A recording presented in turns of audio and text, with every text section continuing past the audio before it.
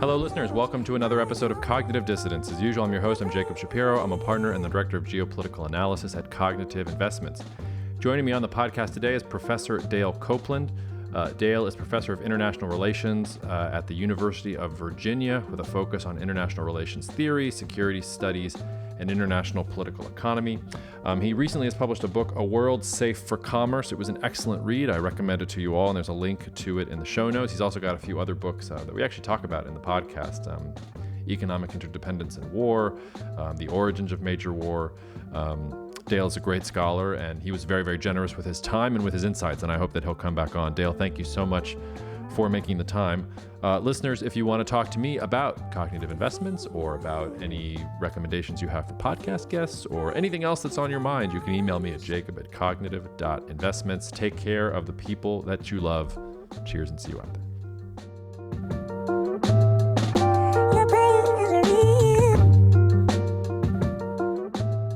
Dale, I wanted to start off by, aside from saying thank you for coming on, I have been enjoying somebody going after Elbridge Colby with the fervor and the viv that you are. So thank you for going at him. It's a pleasure to watch. Well, Bridge and I go back 6 or 7 years, as you know, and we have a lot of disagreements about the way the world is going right now. So. Well, I'll usually be more on your side of things because the things he says makes me want to light my hair on fire sometimes. But in any case. Well, you know, that I won't say anything more about this than you've read on Twitter, but he and I were good friends and colleagues, really, for 5 or 6 years. And when I got onto Twitter for the first time in 3 months, I just was surprised at how what I felt to be a very narrow view of what realism is. And he and I are both realists. We've studied power politics, but mine is a much broader, multifaceted form of realism, which I call in the new book, A World Safe for Commerce, I call dynamic realism. And Bridge and I were very well versed in that because he brought me in as a consultant when he was in the State Department. And, I helped him understand how that dynamic realist worldview works. So I found the new perspective that he had, or at least the perspective of his last year, troubling because it seemed too narrow. But let's get on with, further questions. Yeah, no, the good stuff. And there will be a link, listeners, to the book in the show notes. So if this has whetted your appetite appropriately, please go check it out. I wanted to start. I want to talk about the conceptual divide, and I want to talk about dynamic realism because it's a great concept. But the first thing I wanted to ask you was, you sort of take for granted in the book that it's a bipolar world that we're headed towards, and that it's the United States and China on sort of opposing sides. And I've been on Team Multipolar for the last 3 to 4 years. I sort of see a world of rising and falling great powers all over the place. So I thought before we get to dynamic realism, I just wanted to get your sense of why you think the world is going bipolar, why countries like India or like Brazil don't have the same weight as maybe China and the U.S. in the emerging competitive world that we're in. Well, Jacob, it's a really good question because after all, there's a fine line sometimes between a unipolar or one great power, a bipolar or two great power, or a multipolar, say 3 or more great powers. It's very hard to find that dividing line. And one, for example, often talked about the tripolar world in the 1970s because it was the U.S., Soviet Union, and China, and we played the China card and so forth. And Kissinger, Nixon saw it as tripolar. What is interesting about the post-1990 period when the Soviet Union collapsed is that it went very suddenly from 2 very big powers, we called superpowers for that reason, and a bunch of other middle powers, to be honest, right, China, and suddenly the U.S. was on top. And there was such a gap, at least in military and economic terms, that we simply assumed that forever and ever it would stay a unipolar or hegemonic world. Now, these are, again, gradations. And as China started to grow economically, go from being about 1/10 or 1/20th of the U.S. GDP to close to 80 or 85% now, we suddenly realized, well, we can't talk about this as a unipolar world if there's another great economic superpower out there, and that's China. Now, of course, this gets a little tricky because, wait a minute, China is not a nuclear superpower. It's got maybe 500 nuclear weapons, and we have 5,500 or 5,300, around the same as Russia, in fact. And it's the Russians that have a nuclear deterrent on us and a superpower status in that sense. And that's, of course, is why we're scared about escalation in Europe. So we can still think of Russia as, I guess you might call it a nuclear superpower. And that realm of politics is still bipolar, as in two great powers. But in terms of economic power, there's really no one else out there that rivals China. Russia, it's surprising. I'm from Canada. Russia has the size of of Canada's GDP.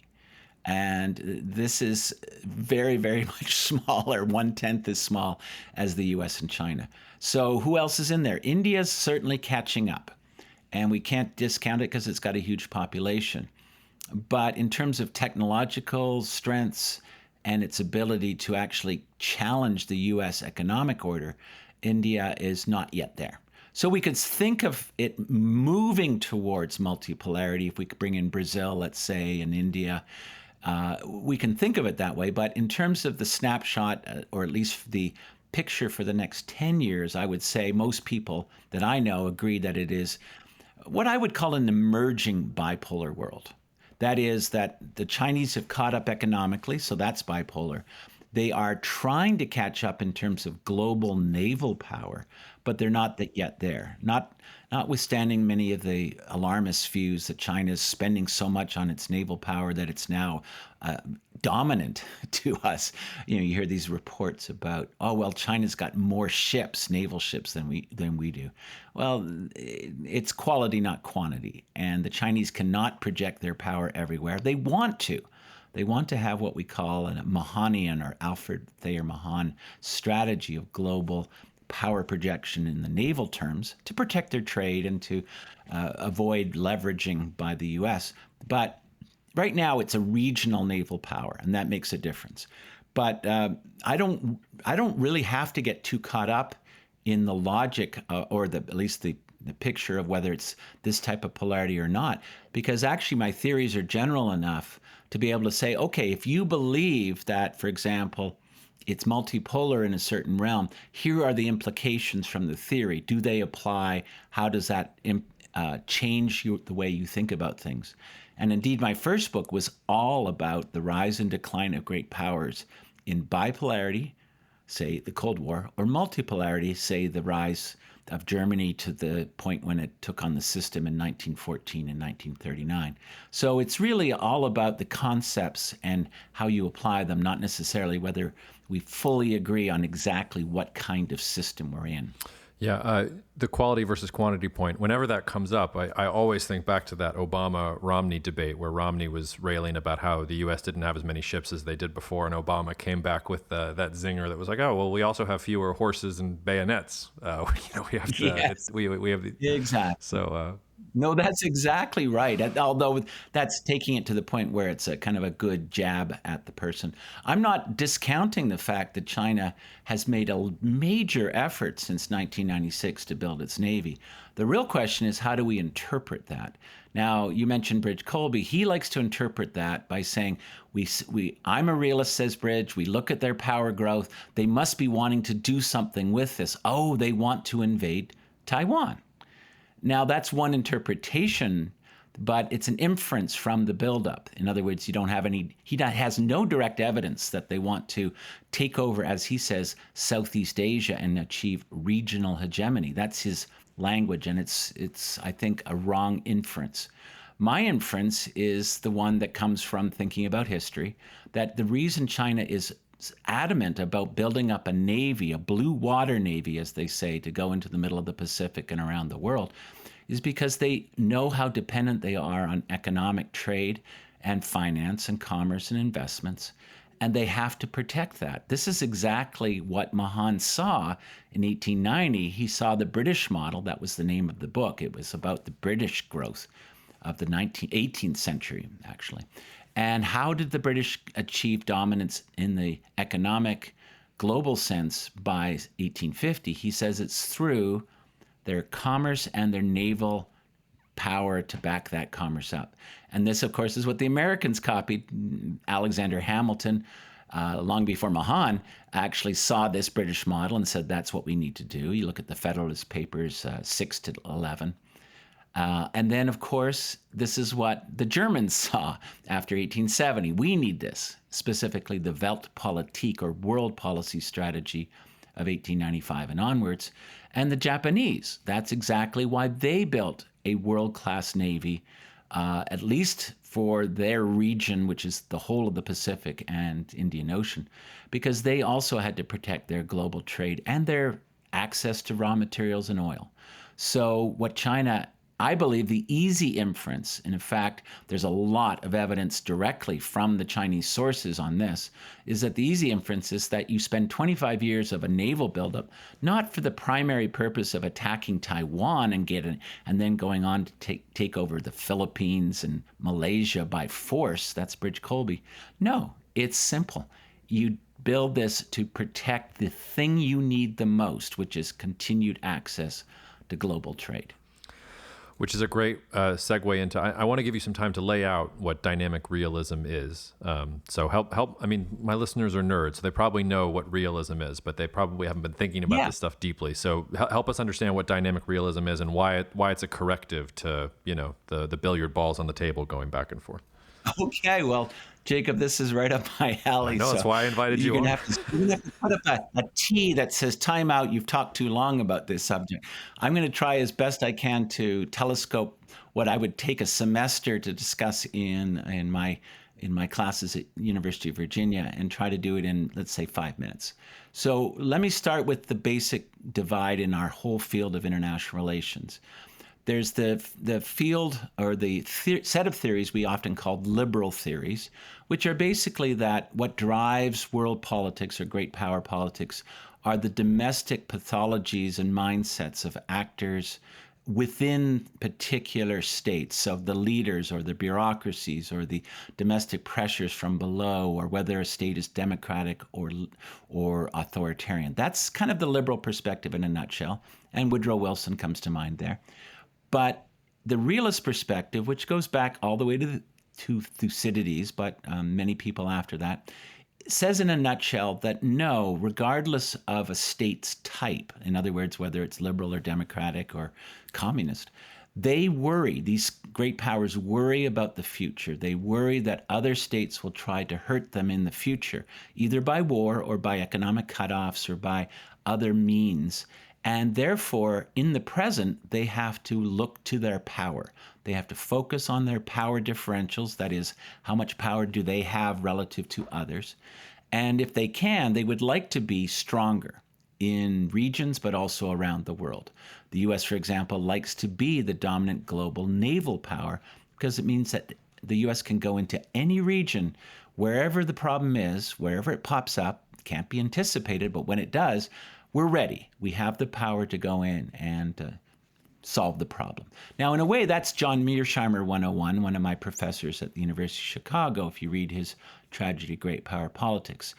He's basically right that states worry about the future and therefore prepare now for what might come. Now, where does the dynamic part of this come in? Well, John Mearsheimer and classical realists like Hans Morgenthau, or even famous people like George Kennan or Henry Kissinger, tend to take snapshots of the power balance. That's why you talked about the billiard ball model. You take a snapshot and you say, oh, well, the U.S. is this size and China is this size. You see this on Twitter all the time. And therefore, that means something. Well, China is now 80% of the U.S. economy, therefore. Now, that's a snapshot view. It's not wrong. It's actually a starting point for all realists. You have to know the power differentials, the distribution or balance of power. Now, what does dynamic realism do? And there are a number of us. It's not just me. We basically say, well, it's not just the snapshot, but it's the trends. It's the expectations of the future in power and in economics, as in commerce and trade, that matter to how states make decisions. So, for example, take an easy one. Let's say, I'm going to use my hands here. Let's say state A is 60 and B is 40 in some kind of economic terms, or even in number of tanks or hundred thousands of soldiers. it matters greatly, not just that it's 60-40, but whether the 60, state A, is actually declining and the state B is going to overtake it, or whether 60 is actually growing in power at time t and therefore will be even more dominant into the future. That trend line and what A and B perceive to be that trend line, in my theory and my arguments, and indeed in all dynamic arguments, is what drives the behavior. A declining A is much more likely to start nasty things, either to try to stop its decline or actually to fight, as Germany did in 1914, a preventive war to stop the rise of that rising power. Germany, by the way, in 1914 was obsessed with the rise of Russia, and that was what was ultimately the cause of World War I. Now, why is that important? Because when the Soviet Union caught up to the U.S., or at least to some degree caught up, not obviously in economic power, but certainly in military power, the U.S. was very worried. Remember the talk about missile gaps and bomber gaps, and oh my God, the gap is closing, they're going to overtake us. Well, it was scary. We stayed ahead. And then suddenly the Soviet Union, guess what? Collapsed. So it went from not just 60-40, it went from 60 to 10 in a matter of a year or so. And suddenly we were still 60, but nobody else was close. And China was still way down, like maybe 20, and had to spend the next 35, 40 years catching up to the dominant state. But the trend lines are what drive the behavior according to this dynamic realist view. And by the way, this is the view in all three of my books. I'll just mention their names. The first one, Origins of Major War, 2000, came out in 2000. The second one, Economic Interdependence in War, 2015. And then just in the last 3 months, the new book called World Safe for Power, American Foreign Policy from the Revolution to the Rise of China. So you can see the rise of China is built into the very title. And therefore, what is the last chapter? Well, the last chapter of the new book is basically the following. Let's look at different scenarios using the theory of the book. Let's look at different scenarios that asks a simple question. Well, if A and B are in a differential of such and such, but the trend line is like that, what does that mean? If the trend line is that China is peaking early and will never catch up to the U.S., what does that mean? What if this trend line is also embedded within a changing or dynamic domestic environment within China, so that, for example, Maoists within the PLA start to take over and push Xi out, or Xi dies for some reason in 10 years. And now Maoists, Jude Blanchette has a whole book on this, now Maoists are actually in control. What does that mean for these dynamic trends? Or what does our anticipation that Xi may go crazy or may actually be kicked out, what does that do to U.S. policy, which in this case is the dominant state? So you can see that what I think this gives us is a much more nuanced ability to understand where states are going and how they will react to what they anticipate or expect to be those trends. Now, big part of what I do is not just military trends, but commercial trends. If a state like Japan in 1940-41 says we have pretty strong military power, in fact, the U.S. knew that Japan was superior to the U.S. in the Pacific, but by about a 60-40 ratio, in fact, that's George Marshall. If the Japanese believe their economy is being driven into the ground, in other words, is peaking and declining steeply, as it was after 1940, then that causes the Japanese to say, it's now or never, we need to attack, we need to go after Southeast Asia, get the oil of Sumatra, and protect ourselves because the Americans are trying to drive us into the ground. So guess what? This is a very good and actually empirically very powerfully supported view of why Japan reluctantly started a total war in the Pacific we call the Pacific War. They did not want to do this. They had 3 opportunities that the U.S. accepted to have a diplomatic way out of this. And each time the U.S. was the one that ended up rejecting the deals. But the Japanese did not want a total war. Not against the U.S., at least. They wanted one against Russia. That's a different story. But you can see why I believe strongly that if you look empirically across the many, many cases of my 3 books. In fact, the first one covers all major wars going back to the Greeks and the Romans. The second one covers all of the great power cases from 1790 to 1990. And that's 40 big cases or case periods. And then the new book is essentially all of all the American or U.S. foreign policy cases from 1750 onwards. And this broad scope gives me the ability to say, how often does this dynamic approach actually explain the behavior? And guess what? How often doesn't it? How often is it wrong? Because guess what? Policymakers need to know this. They need to know that, yes, Copeland's theory is really good, but it's not always right. And what are the conditions under which he won't be right? And if we can expect that or understand that, then we can say, this is one tool in the toolbox. Copeland's got a theory. And if the conditions are right, then let's pull that theory out because it's the best theory for those conditions.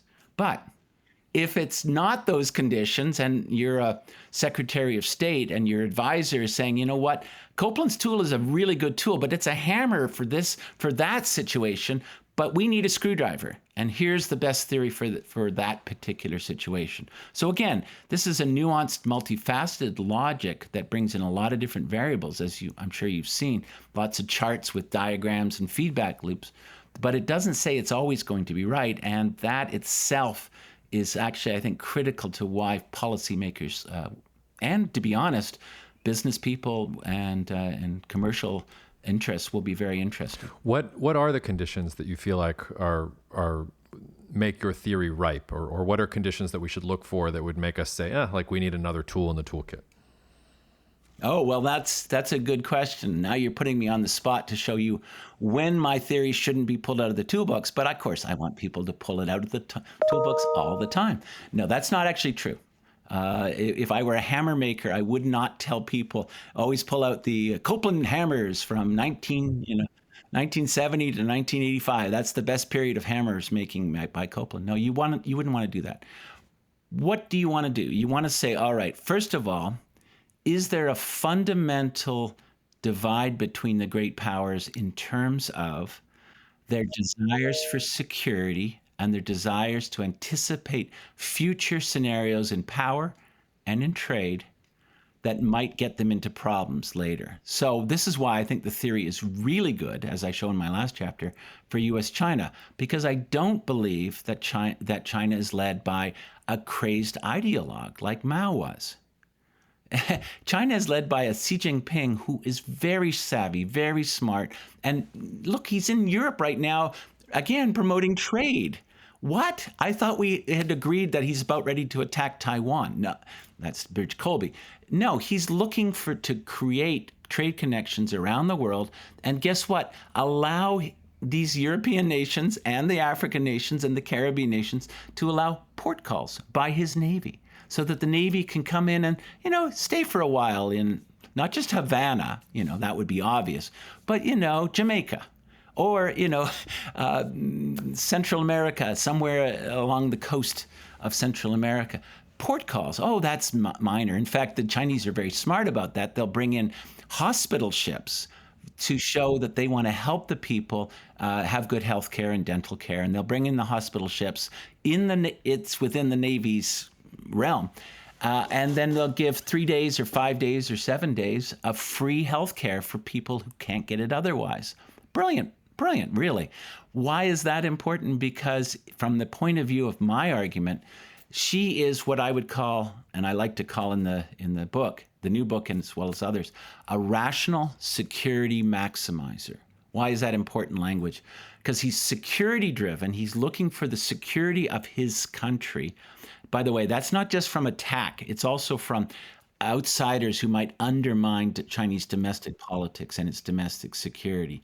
Tiananmen Square comes to mind for Xi every day, as well as the other communist leaders, because they see Tiananmen Square, April to June 1989, as the U.S. trying to destroy China from within by encouraging democracy, encouraging these students and workers to rise up against the Communist Party. They have reason to believe that. It's been an ongoing thing for many years. But he is not a Mao. He's not saying, "Oh, I'm going to have to create some kind of ideological cultural revolution with the students and their little red books smashing into the elites of China to destroy them." That's not his goal. His goal is stability at home, so that he can lead a state that maintains what he believes to be its cultural heritage. 5,000 years of Chinese civilization, Confucian, not Maoist, Confucian hierarchies of leader, so that they will remain what they are today, which is a stable state. And that is when my theories are very likely to apply.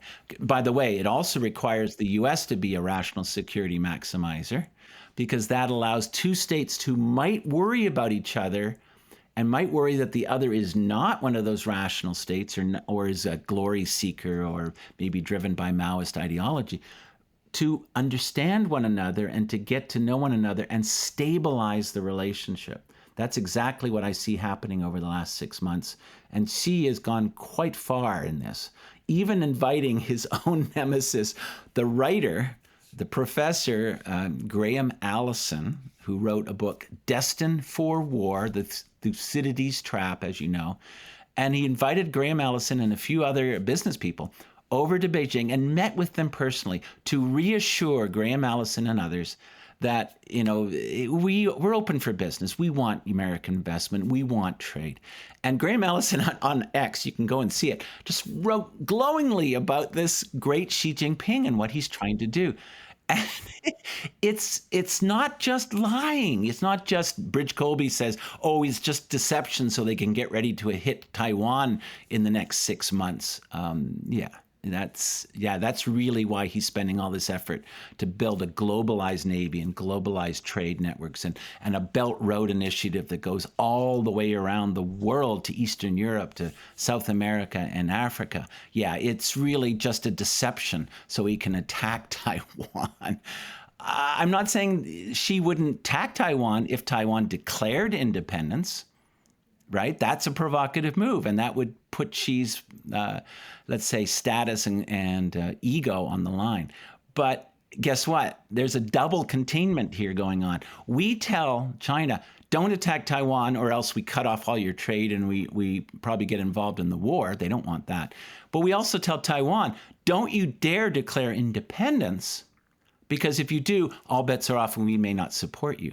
And we doubly deter and doubly contain those two actors so that this issue is not a source or a hotspot.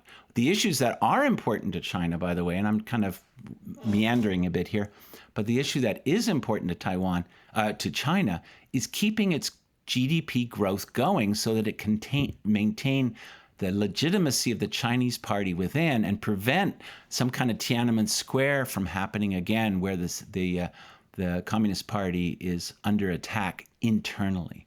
And trade is the glory and the golden goose there, and they don't want to kill that golden goose. Does that cover some ground? It covers a lot of ground, and it puts me in a difficult position because I want to ask you about the scenarios that you talked about in the last chapter and talk more about U.S. China relations. Yeah. And by the way, I missed the Graham Allison visit. I'm going to have to go back and look at that. That's go look at Graham Allison Twitter. It's a thread that goes about 10 threads, or 10 little spots, and let's be honest, Graham Allison has a very big ego. He's a very famous professor. He's had important books. And to be invited, as he says, I was so shocked to be invited to this. And then he says, and I got to meet one-on-one, basically within a group context, but one-on-one, she basically looked me in the eye and talked to me. And he said the following, I'm sure in translation, that China is, quote, open for business. I'm paraphrasing. And that we want good relations with the U.S. In other words, there's no Thucydides trap which makes us, quote, destined for war. The Graham Allison book I do not like. He draws directly from my first book on origins of major war. Most of the cases are right out of my first book. And yet he takes that argument of mine and others, but mostly mine, and then distorts it into say, whenever a rising power comes up against a declining power, we're destined for war. No. You look at the conditions under which this would happen. And it's different in multipolarity, by the way. You may know this, Jacob. But in bipolarity, yes, there is this tendency to be like Sparta and Athens. Sparta's declining, Athens is rising. And oh my gosh, Sparta has to go to war. Well, I don't want to get into this in a big way, but A, nuclear weapons make a big difference. B, the Chinese don't have to believe that the Americans are going to start a preventive war, so there's no reason to preempt it by, let's say, attacking Southeast Asia. C, the Chinese are not yet believing that they're peaking and declining. So there's no reason for them to say, oh, it's now or never. They want to keep the growth going. They want to not quite hide and bide, as Deng Xiaoping said, but they want to keep the growth going so that if they can overtake the U.S. economically without a war, that's the best for everyone. I mean, especially the Chinese government. So there's so many reasons for optimism. And as you've seen probably from my sometimes too emotional, I will say too emotional postings on Twitter, I am outraged that a former student of mine, I call him a former student because I helped train him in understanding dynamic realism. He loves my books, and we spent 5 years talking about those, and I trained him on how to think about this. And we even wrote, I wrote it, and he sent it around and tried to get some action going on it. In early 2018, a document, a 12-page document, I could send it to you if you want, that basically outlines the 6 or 8 factors that you have to take into account in a multifaceted model for understanding U.S. China relations. One of which is China going to overtake or not? And the other is, of course, is China going to be a crazy non-security, glory-driven state, or is it going to be a security state? And then there's about 5 or 6 others, 2 of which go into the final chapter, and a number of others are hinted at. But hey, you know, if China and the U.S. play their cards right, and this is what worries me every single day, if they play their cards right, if they learn from history, and if they straightforwardly understand the historical cases that I've outlined in great detail with all the documents, then they can avoid the conflicts. Realism is not a deterministic theory. Graham Allison seems to think it is. Oh, we're destined. Think of the word destined, deterministic, destined for war.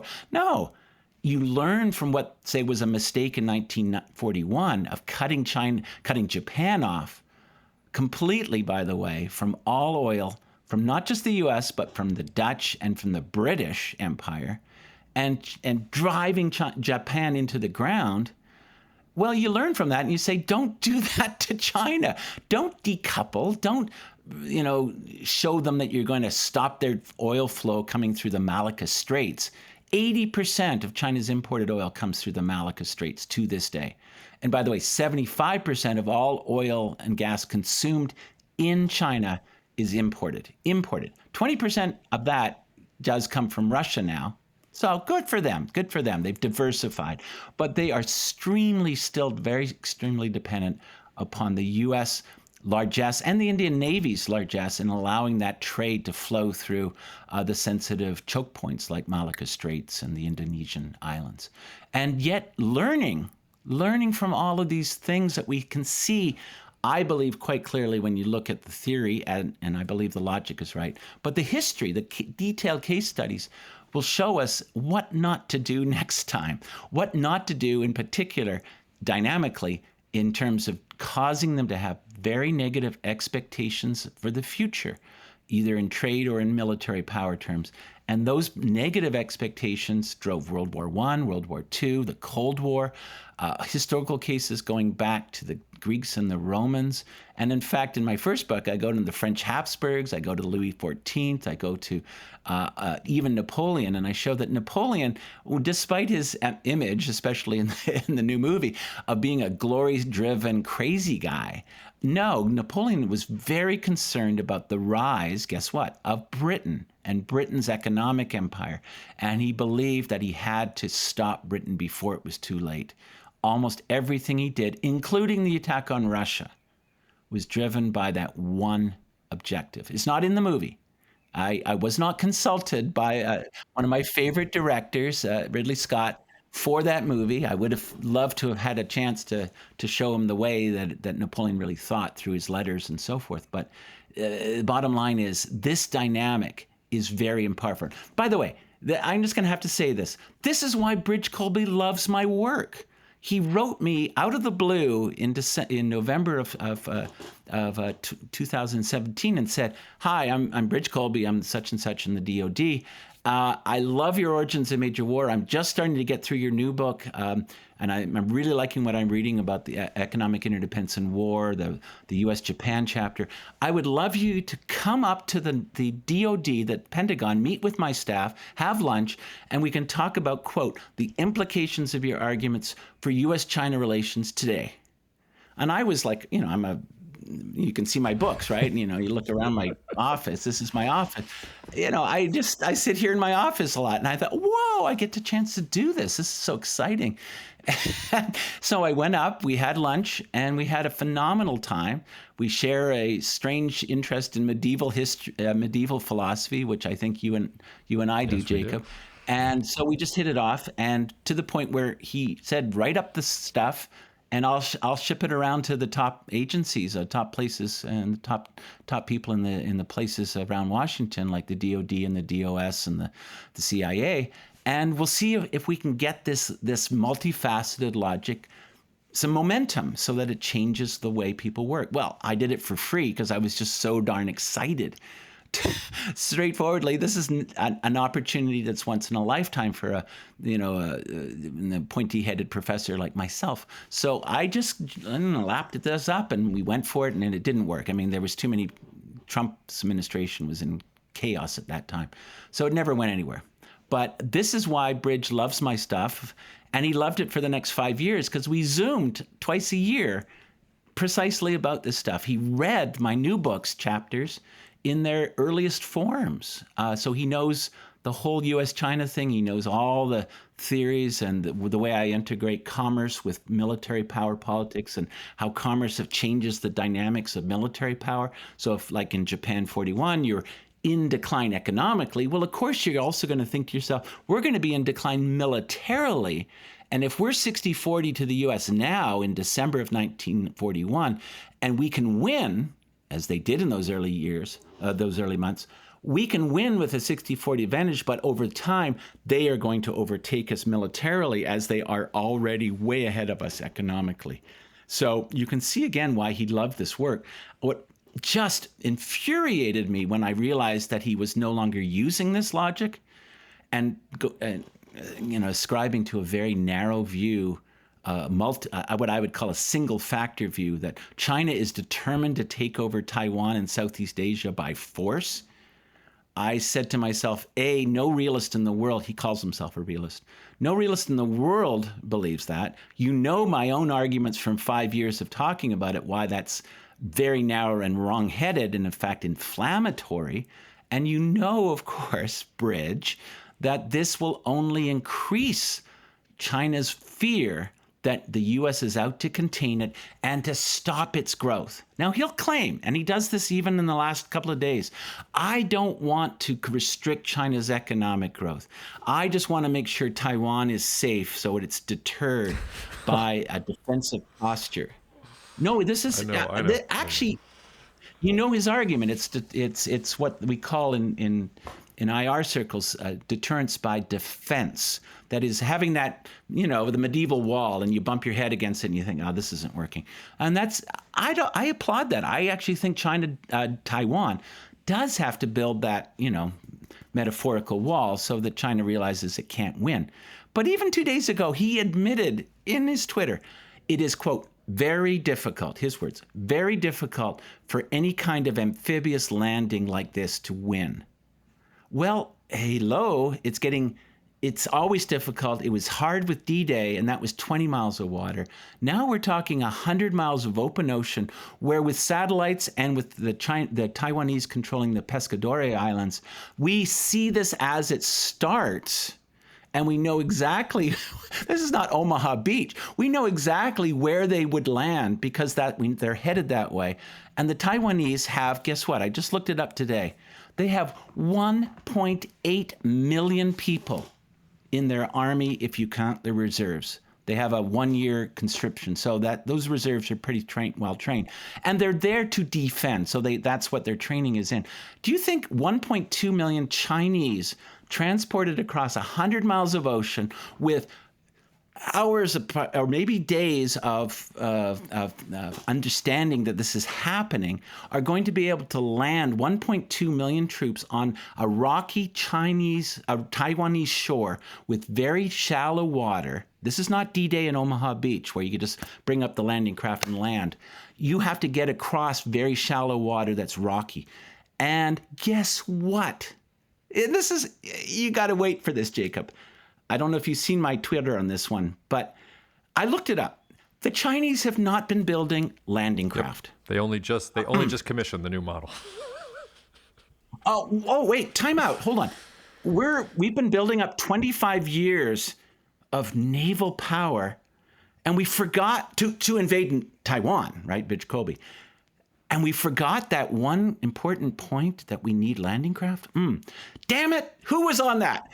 It's like so stupid if you think about it, that they would have to rely, as they know they would, if, say, Taiwan declared independence and they had to invade, they'd have to rely on commercial vessels, largely commercial vessels, to get the troops from their shore to Taiwan. And then, of course, what do you do with you got the QE2, the equivalent of a cruise ship bringing the troops in as Margaret Thatcher did in 1982 to beat the Argentinians. And you're bringing the troops over by the equivalent of a QE2. And now you got to get them off that ship onto the rocky shores of Taiwan without landing craft again? Or I made the joke, it's like a reverse Dunkirk, if you remember that, where the British had to bring in sailboats, personal sailboats of 30 feet long, to pull 4 or 5 people off the shores of Dunkirk in 1940 to save 300,000 men.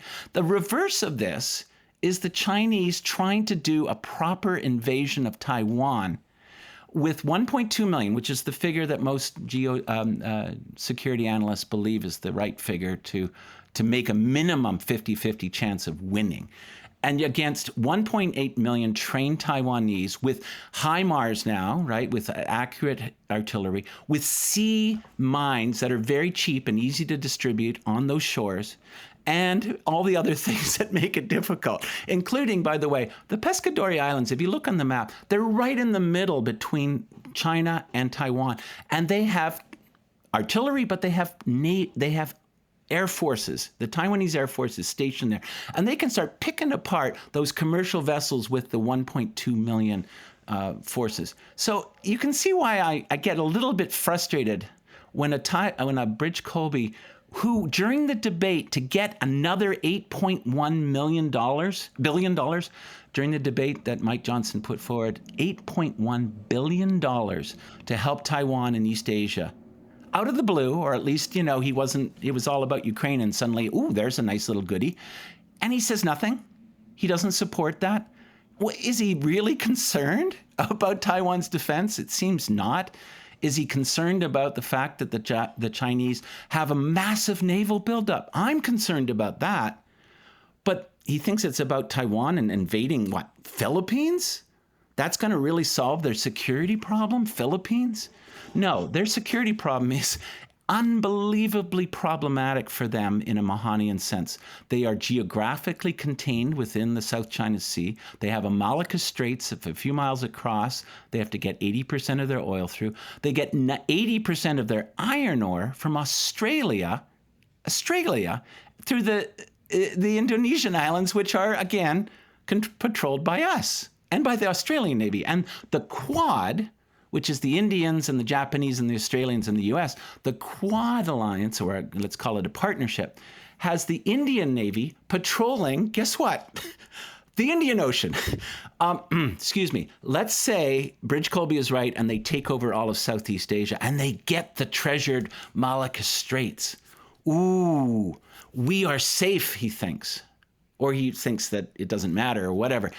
No, because all the Indian Navy does is back up to the Andorran and Nicobar Islands, which they can control.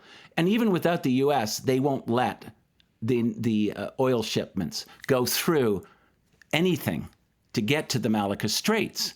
So China's oil is still a big problem. By the way, how do I know this? Because they're building a pipeline. Yes, an oil pipeline from Gwadar, Pakistan, across the Karakoram Mountains. These are over 18,000 feet high. These valleys are 17,000 feet high. They're building a pipeline with massive, massive pumps to get oil from the Middle East over the Karakoram Islands into China.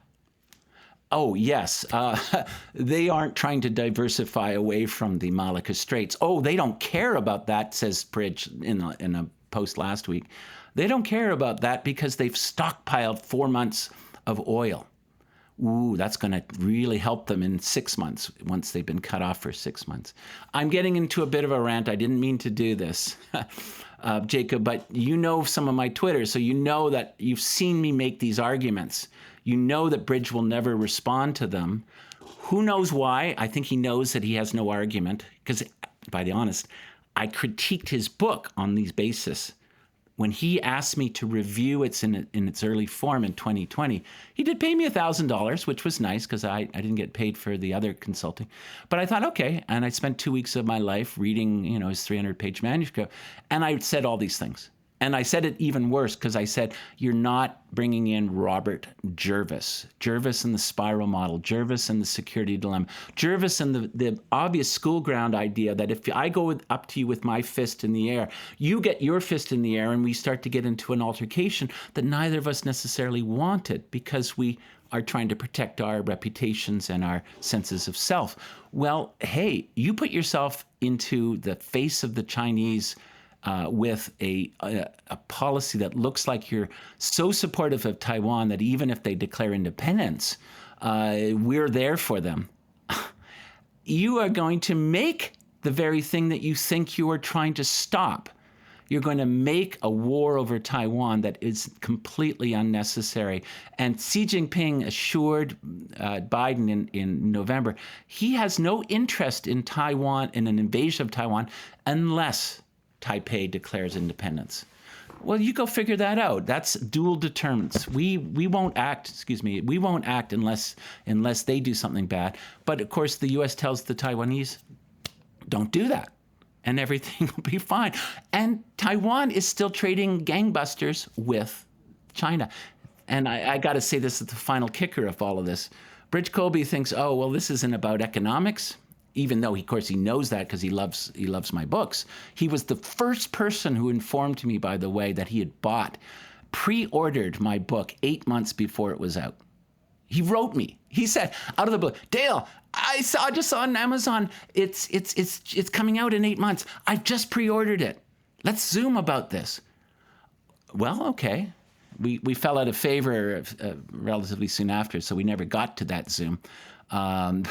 But seriously, he's trying to deny that economics matters when 40% of China's GDP, 40%, that's the highest since England, Britain in 1905. 40% of China's GDP depends upon exports and imports. And China is not dependent, or it can survive even a moderate sanctioning against it if it attacked Taiwan. No, I don't think so. Well, anyways, I've talked long enough. Go ahead, I loved Jacob. the rant. I love the hot take because I'm afraid that I'm afraid that Bridge Colby is not alone. So if you look at the latest Pew data, and they do this every year in terms of Americans who hold an unfavorable view of China, and maybe this is just a coincidence, but it's 43-47 favorable, unfavorable in 2017, and it has just nosedived since then to where it's now 81 unfavorable and 16 favorable. And it's across generations. It makes sense to me that older generations would be suspicious of China. They remember the Cold War and the Korean War and all these other things. But you've got Gen Z and millennials hating on China too, which is the question I wanted to pose to you, because I want to believe your optimism. But this is the direction of U.S. foreign policy. And you sort of talk about in that last chapter about, well, if you go at them with the fist raised, like you're going to create this self-fulfilling prophecy. And one of the things you mentioned at the end of the book was about, Huawei's devastation as being an example of why China will pull back. Well, Huawei's out the last couple of months, devastated no longer, doing just fine. Like punching way above their weight, and their phone sales are up 500% or whatever it is, and revenue is sort of back up again. So do you worry that this is going to fall on deaf ears, and that you might be right if people would listen, but that if those types of people are making policy, that it's not going to work? Well, Jacob, you can see, given my personality type, I get really incensed if I don't think people are listening to what I believe to be not just my views, but reasonable views about why wars have happened in the past and how do we avoid them now. And how do Cold Wars happen in the past? I have chapters on the origins of the Cold War, a new one in the new book, The World Safe for Commerce. And I can show you that in 1943 to 45, we were allies with the Soviet Union, and we could have not easily, but we could have done it right, where we didn't create the mistrust that creates a spiral of tension that leads to what we call a Cold War. And I don't believe we're in a Cold War now. I'm very strong and adamant about that. Look again at what Xi Jinping has been doing. Moving back away from wolf warrior diplomacy, reconnecting with the Graham Allisons of the world, flying over to Europe and saying good things and shaking hands and saying, I'm not such a bad guy. I'm not saying, by the way, that he is a good guy. I think what he does domestically is horrific. His policy, a good friend of mine in my department, Phil Potter, and a former graduate student of mine, Chen Wang, have written a great book with Cambridge on Xi's policies, quote, towards terrorism in the Xinjiang province, which is, of course, western part of China. And they agree with my basic view that Xinjiang it's not really about terrorism. It's about the fact that Xinjiang is like 1/4 of China, and it's that critical passageway for the fast high-speed railway lines that are taking Chinese goods to, guess what, Europe. Europe is the EU, is the biggest trade partner with China. Number 2, of course, is the U.S. China wants that back. It wants to ultimately to get those railways really working through Belt Road Initiative funding and so forth. But is Xi a calculator? Damn right. Is he Machiavellian? Is he willing to pull back this way and go this way? Or as Lenin famously said, push forward with my bayonet and then pull back when I hit steel or when I hit a wall? Absolutely. But that's geopolitics in this logic. The geopolitics of the dynamic realist view is that all great powers in history, and this is drawn from John Mearsheimer, all great powers in history have to be what we might call revisionist. They have to get more out of the system when they can. They have to expand what I call in the new book their economic power spheres. What is Belt Road Initiative but an expansion of their economic power sphere? But what is the U.S. counter to that and its large sphere of influence from Europe through Africa all the way to Asia, but a very powerful and dominant economic power sphere? Well, that competition is going to go on between any smart, rational, security maximizing actors. That's just a given. I can show that with all the case studies that I've done, in fact. What is problematic is when actors aren't willing to pull back. When they're the Genghis Khans, for example, and they have half of Asia and they have to have it all. There's no security reason for the Mongol Empire to expand all the way to Hungary. And I've been there to the northern part of Israel where they built this castle. No reason whatsoever. There's nobody in the Middle East in that 13th century period that is going to go up and attack Beijing or the Mongol Empire. That's worry driven. That's the crazed kind of state that we worried about more than anything. And indeed, by the way, if you want to talk about Vietnam, I've done a lot of documentary work on that. The Vietnam escalation it was directly related not to the Soviets supplying North Vietnam, but to the fear that Maoist forms of peasant-based revolutionary ideology would take over and spread like wildfire through Southeast Asia and Africa if we didn't hold the line against it in Vietnam. I think they went way too far and they should have known when to pull out. But the logic is there. And the logic is based around a true adversarial relationship where you know that you're a security maximizer, but the other is a crazed glory maximizer. Mao was that kind of actor. He didn't think he was emulating Genghis Khan or even Kublai Khan and their expansionists. He thought he was imitating, guess what? The founder of China, the Qin Emperor, Qin, Qin Emperor. That's from the word from which we get the word China, is from the Qin Empire of around, I think it's 220 BCE. This guy was a brilliant man, this Qin emperor. But Mao thought that he could use that logic and then spread his ideology. And guess what? At the same time, undermine the Soviet version of that very ideology, which was communism. And this is why the Soviets hated him. Soviets hated him, by the way. And I'm really bouncing around here, but it's very important. It's important to realize that in '63, the Americans received basically phone calls from Khrushchev saying, look, we got through the Cuban Missile Crisis. Whew, thank you. Whew, that was close. But hey, we're worried about the Chinese. Are you? They're going to get a bomb in another year. Are you? Hey, how about if we coordinate a preventive strike against their nuclear facilities? Seriously. This is well documented. The Chinese were such a threat to both sides that the Khrushchev wanted to coordinate a preventive strike. Now, it didn't happen because the Americans said no. The Soviets couldn't do it on their own. It was too inflammatory. They almost got into war in '69, the Russians and the Chinese over their border dispute. That was pretty scary. But if you look at the Maoist thinking at the time, it was incredibly expansionistic in the negative, crazy sense that we always worry about. Why am I always saying this? Why am I saying all this? Because bottom line is Xi Jinping is not that kind of actor. He's not a Stalin. He's not a Khrushchev. He's certainly not a Mao. In fact, he doesn't care at all about the people per se. He wants stable order from the top down, much more like the emperors of China for 1,500 years. And he wants stability more than anything else. And that's why he needs the economy. And when we tell him, you're getting a little out of hand with this crazy wolf warrior stuff, you're really in our face so many areas, back off or else you might get decoupled, as the phrase went. You might find we don't want to trade as much with you anymore, and we'll get the Europeans to help us.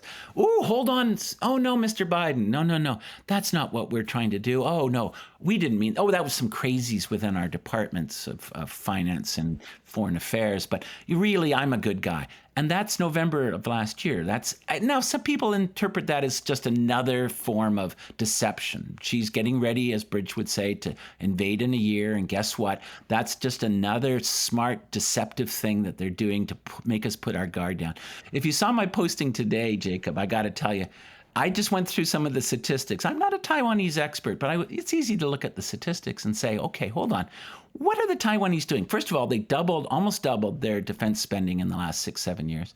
What else have they got? They've got $19 billion worth of purchases coming to them from the U.S. They've got another $8 billion coming through the new supplemental.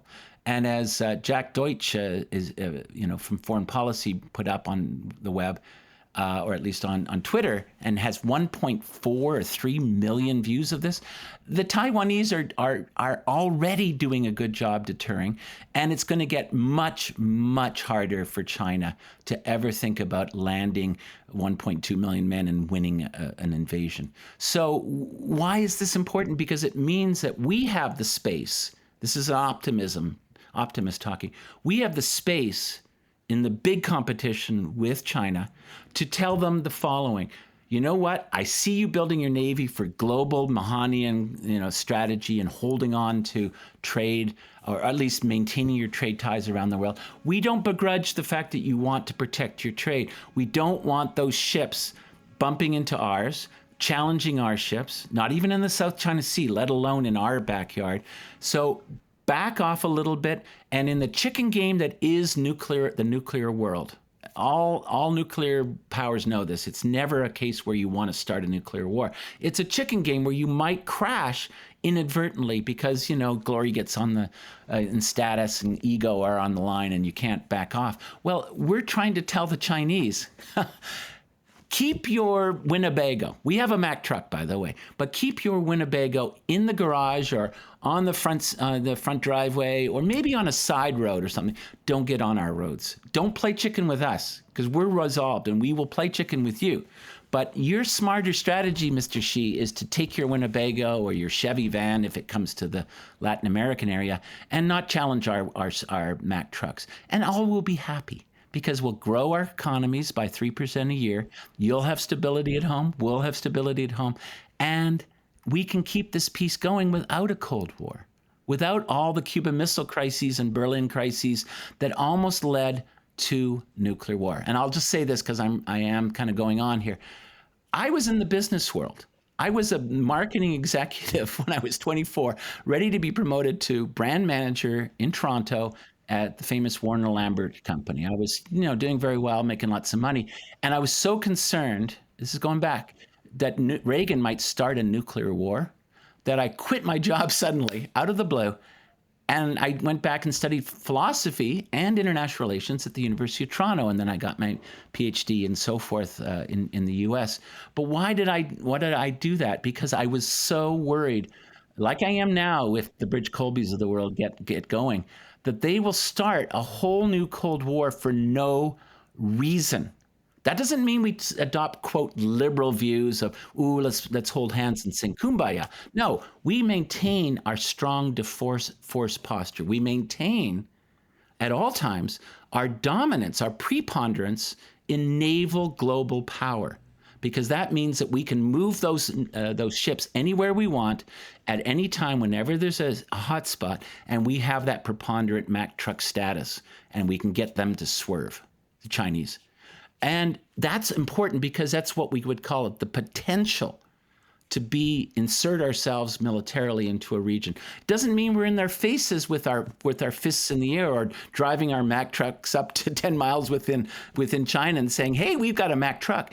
That's not the point. The point is that we can make them realize that we have the power, and if they don't want to play nice, and if they don't play their cards right, we can use it. We don't want to do that. We want growth. You want growth. Let's keep to that. That second pillar, therefore, is to reassure them that we are not out to cause their economic decline. Matt Pottinger and Gallagher wrote this absolutely incendiary, ridiculously bad foreign affairs piece recently, which basically said, let's do the Reagan strategy. We can drive them into the ground. We did this in the 80s. Let's do it again. And of course, A, not understanding what actually happened in the 80s, and B, not understanding any of the history of when and what happens when you drive another actor, strong actor like China, into the ground economically. You get a 1941 Pacific War scenario. And the last thing I'll say about why that's such a stupid understanding of the Reagan period. No, seriously, this is really bad. I got worried in '83 when I was still, a very young person, that Reagan was talking evil empire. We got to fight, quote, fight and win nuclear wars. One of his top officials literally said, this is a quote, literally said, we can fight and win a nuclear war with the Soviet Union because all we have to do is distribute enough shovels out to our citizens to dig holes in their backyard, and then cover their holes. If a nuclear war is coming, cover their holes when they go down into the holes with tarpaulins, or at least metal sheeting. And he, quote, said, with enough shovels, we'll all survive. He hadn't seen Dr. Strangelove, obviously. But with enough shovels, we'll all survive. Well, guess what happened? I've learned this 20 years later, but it's a great book called Able Archer. It's an exercise in the late 83 period, which caused the Soviet Union such fear that we almost got, without our knowledge, a form of a Cuban Missile Crisis where both sides were thinking, or at least the Soviets were thinking, we might have to go to war. And Reagan, this is why Pottinger literally knows nothing about the Reagan period. Reagan, in early '84, said to George Shultz, and I just read the documents recently, so it's fresh. It's in this book called Able Archer. The documents are there. He said, did I cause that? Reagan, Reagan bumbling. I can't do a Reagan imitation, but did I cause that crisis that almost got us into a nuclear war? And George Shultz, a moderate, not Caspar Weinberger, said, sir, I think you kind of maybe did. you kind of went a little far on the evil empire stuff and we can fight and win a nuclear war. I think they got a little scared. And Reagan, to his credit, learned. And he backed up, and by 85, you remember this, November of 85, he sat in front of the fireplace in Geneva with the hated evil emperor, in this case Gorbachev, and shook hands one-on-one and realized, and Karen Yaremilo has some good stuff on this, that, that we can work with these Soviets. And Margaret Thatcher, to her credit, said, Ronnie, I've just met with this Gorbachev guy. I can do business with this guy. He's good. He knows that we're in a spiral of misunderstanding, and we can moderate this spiral. And the next 4 years now, and this includes George H.W. Bush, were one of de-spiraling that mistrust and spiraling of misunderstanding, such that we could end, out of the blue, end the Cold War. This is not the Soviet Union collapsing. Remember, it was still very intact. We could get to a point where, I think we're with China now, where we can have a moderate thaw with China, and not quite a détente, it's not 72 yet, but we can use the trade goodies, and we can use our force posture and our Mack truck status to keep them moderate. And that's what they want, and that's damn well what I think most Americans want. So I'm optimistic. Doesn't mean that the 81% that hate China are going to come over to my side, because, to be honest, if you want to talk about domestic politics, I hate China as much as they do. I think it's despicable what they've done in the Xinjiang province and so forth. But that doesn't mean we can't work with them to avoid nuclear war. And that's my bottom line, really. I think it's a good bottom line, and I could talk to you for 3 hours, but I have to go pick up my daughter. So we're gonna put a pin in it right there, and you're gonna come back on. So Dale, thanks for the time. It was a pleasure. Thank you so much for listening to the Cognitive Dissidence podcast, brought to you by Cognitive Investments. If you are interested in learning more about cognitive investments, you can check us out online at cognitive.investments. That's cognitive.investments. You can also write to me directly if you want at jacob@cognitive.investments. Cheers, and we'll see you out there. The views expressed in this commentary are subject to change based on market and other conditions. This podcast may contain certain statements that may be deemed forward-looking statements. Please note that any such statements are not guarantees of any future performance, and actual results or developments may differ materially from those projected. Any projections, market outlooks, or estimates are based upon certain assumptions and should not be construed as indicative of actual events that will occur.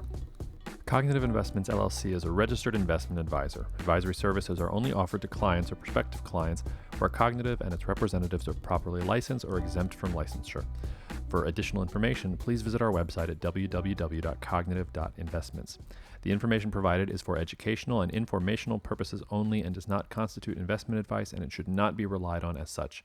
It should not be considered a solicitation to buy or an offer to sell a security. It does not take into account any investor's particular investment objectives, strategies, tax status, or investment horizon. You should consult your attorney or tax advisor.